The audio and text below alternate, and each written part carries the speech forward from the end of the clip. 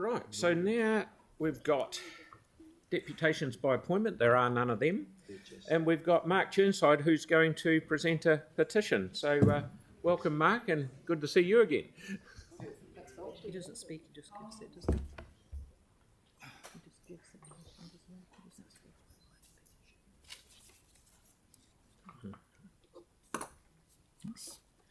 Hello, everybody.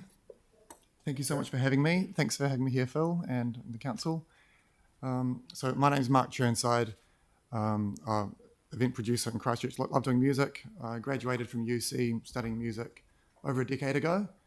And straight out of high school, I was filling out visa applications to move to Germany because me and my band, a while ago, we peaked opening for Blind Spot, New Zealand's greatest heavy metal band in New Zealand. We were moving to Germany, aspiring to, because that's where you have music careers. That's where things are happening. And since then, I found that Christchurch has actually got so much potential to create music, to create space, to actually grow.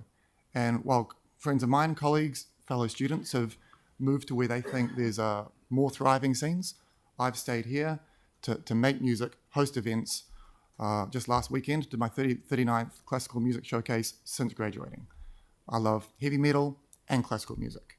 And hearing about this, the regulatory situation which is restricting venues from putting on music, when I was invited to present this petition, I jumped at the chance.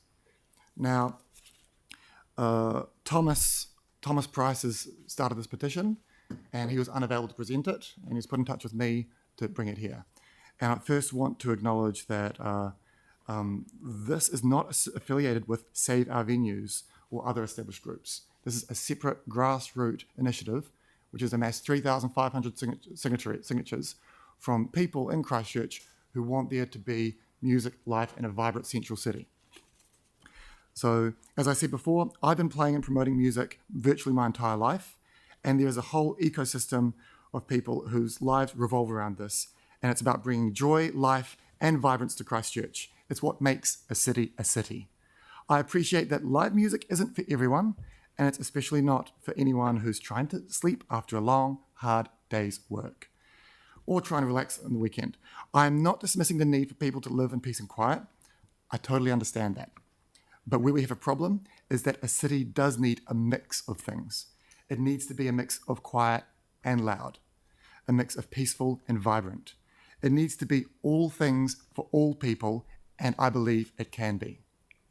If you want to live a quiet life in Christchurch where noise is heavily regulated, you have a lot of options. There's no shortage of suburbs where you can live that life. Most of the city, at 11 p.m, it's a very quiet place.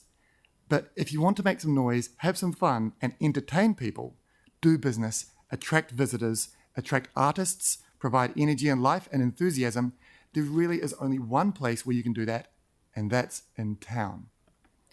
That's what town is for. If we don't lean into this, we risk losing any semblance of a nightlife in our city. In some ways, it's already happening. I'm sure as many of you know, the Ducks recently had to stop playing live music because of a single source of complaint. Many other venues have faced similar threats. This is not in the spirit of our local democracy. One person, or a handful of people, should not be able to threaten a whole industry, an industry that is fundamental to a thriving city. If people say venues that can't have live music in the central city, which the current limits essentially do in many cases, then you're essentially saying live music shouldn't exist. Because these venues have nowhere else to go, if not in town, where? For me, this hits close to home. As I said before, colleagues of mine in the music industry, they have left for places where they perceive there to be bigger, more thriving music scenes. But I haven't. I've stuck in Christchurch because I perceive there to be an opportunity to build something better, and I can see a policy solution. It just requires a little bit of give and a bit of flexibility. I also do want to emphasize that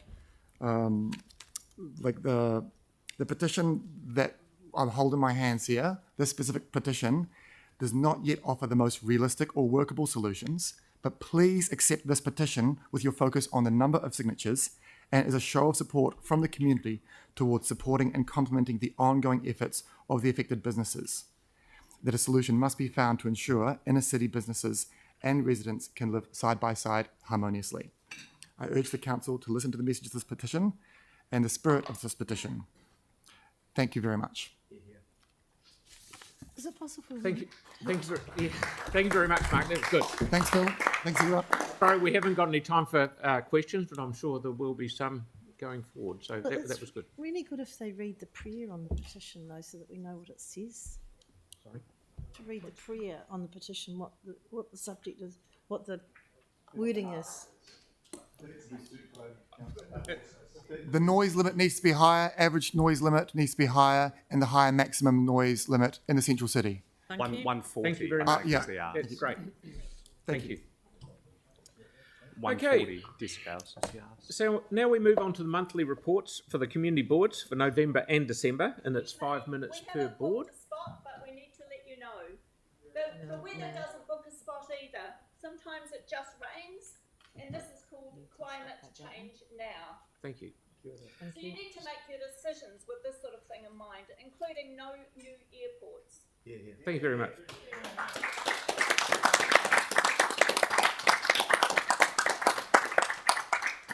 Thank you. So